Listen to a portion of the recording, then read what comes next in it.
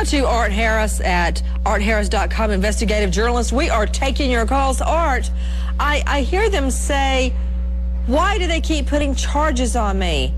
It's like they forgot they've been dealing dope, and they've forgotten, Misty Croslin has forgotten she has not come clean about the night Haley goes missing.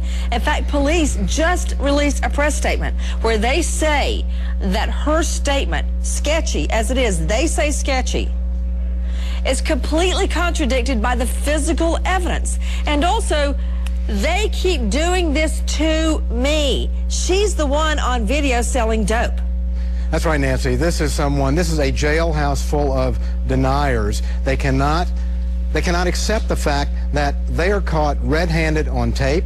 They have been confessing to felonies on tape. The cops are just sitting back listening. They don't have to even go interview them. They are making their case against themselves for law enforcement as we watch.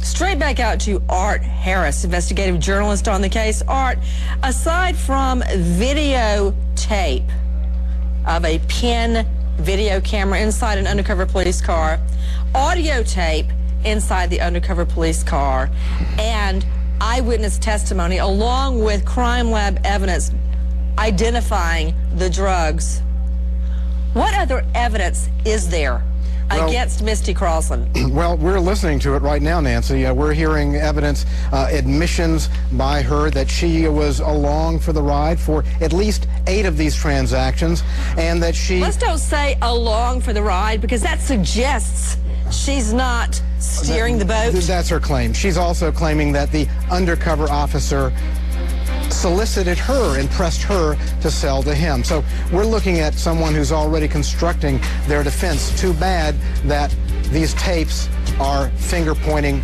right back at her.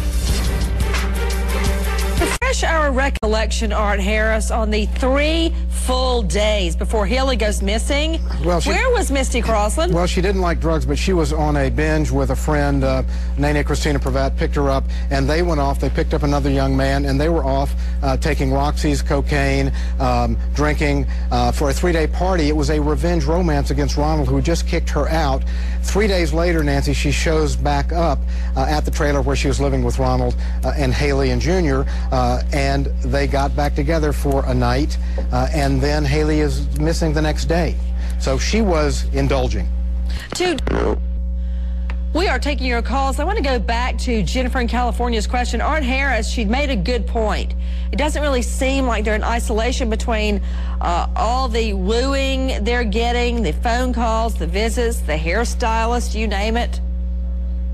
My sources tell me, Nancy, that this is making law enforcement very happy to watch them just twist in the wind, visit away, talk away, and just let them stew and think about those 114 years that Misty may be facing and who may be ratting her out among her family. Is it Tommy? Is it Donna Brock, her confidant, who's talking about the pills she gave Misty? You know, this is really making her paranoid.